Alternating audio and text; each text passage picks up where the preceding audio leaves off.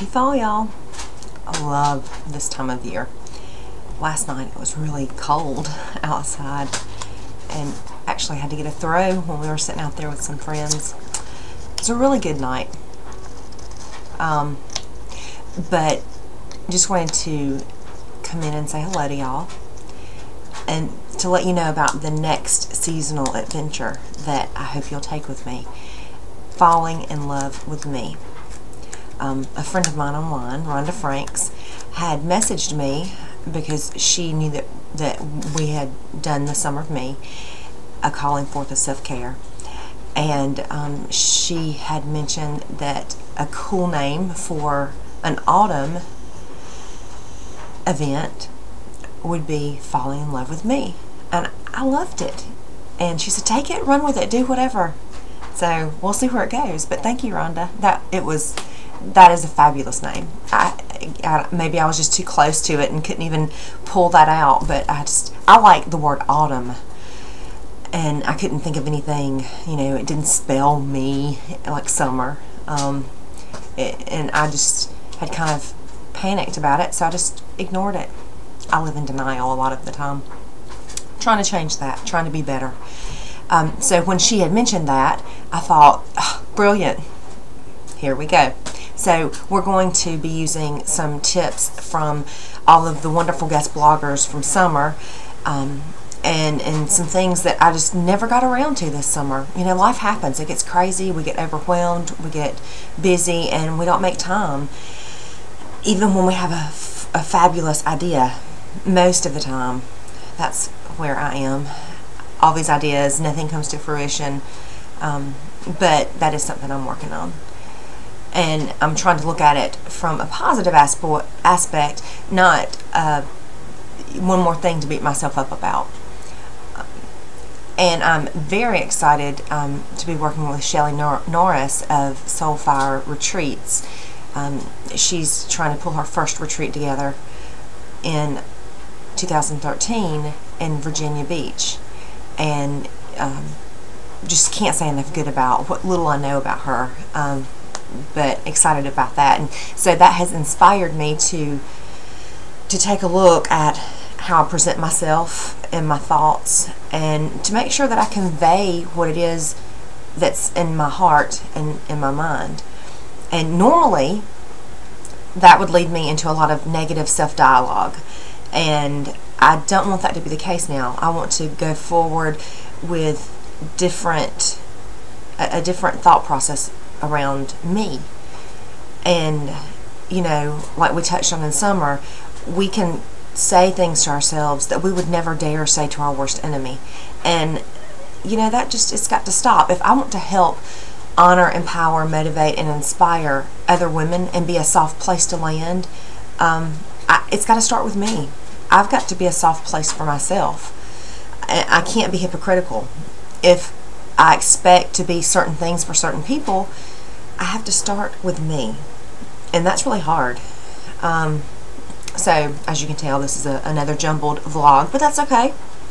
Sometimes I get to points, sometimes I don't. Either you love it or you don't. Hopefully you do.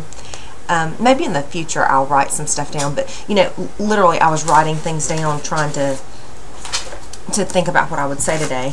And I mean, I've got notebooks and stuff everywhere, and there is no rhyme or reason to some of this stuff.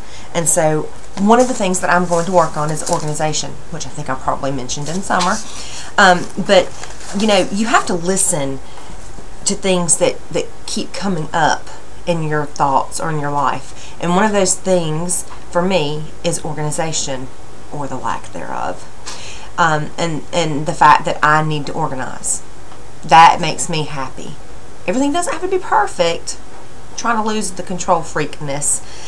But for the most part, I need a better system in place. I need to have my area as calming as possible, because I'm very tactile. I'm very visual. When I walk in and it's a mess, it puts me into a frenzy. And I've kind of gotten away from the judgment side, oh, what would people think if they walked in my space and saw this? I haven't walked in your space. There's no telling what your space looks like, so I can't compare, I can't judge. But I just know when I see it and the emotional response I get, I would like to change it. Well, I can do that. That doesn't take any kind of funds normally, just, organize what you have. I mean, you can go to a point where you invite people in to pay for their services to organize you if you don't have time or if you have no idea. But, there are a lot of things online like Pinterest and blogs and such that can help you organize. And it just takes a little bit of time. You just have to do it.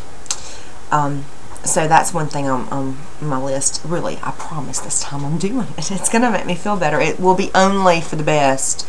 And so now, without notes, I'm hoping to convey what I hope will happen here. Taking bits of summer, and then just trying to see all of my good. My husband sees a lot of good that I'm kind of believing. I have other people that say things, and it's embarrassing when people say, you're talented, or, you're beautiful, or you have such a sweet spirit. You want to hear these things. These are good, positive things. But until you believe it, or until you see it, and so where I'm at now is I'm trying to figure out what resonates with me when I see other people, when I perceive, because reality is 99% perception. So when I perceive that this person has it all, or is it all, or ooh, if only I could be whatever, I'm trying to figure out what resonates with me, and then not copy it or emulate it even, but just see where I can make those attributes part of my life and see if it works. I make it up. Everybody makes it up. This grown-up game is crazy. Sometimes the best thing to do is just sit on something and think about it before you respond or react. I don't do well with immediate confrontation or immediate conversation sometimes. I like to write, and I can go back and delete and move, and I think I've mentioned this before, because I have no memory. I can reread what I wrote. When you're speaking, you can't necessarily always remember. But I mentioned, I know, the book Imagine a Woman in Love with Herself. Love it. It's by Patricia Lynn Riley. And one of the instructors for the Soulfire retreats next year is a certified counselor, and I'm looking into this because that would be way cool. But it's based on this poem, which they turned into a book. Imagine a Woman in Love with Herself. It's lovely. So that really excites me.